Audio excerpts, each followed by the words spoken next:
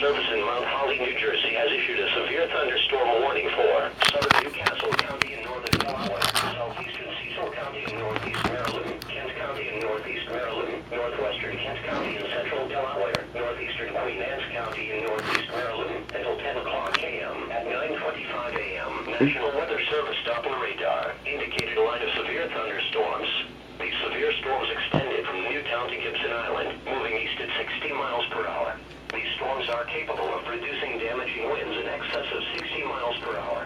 Severe thunderstorms will be near Rock Hall and Langford around 9:35 a.m., Cecilton and Chestertown around 9:40 a.m., Sassafras and Warwick around 9:45 a.m., Wellington and Somersville around 9:50 a.m., Green Spring around 9:55 a.m. Severe thunderstorms create winds of more than 57 miles per hour, or hail 1 inch or larger.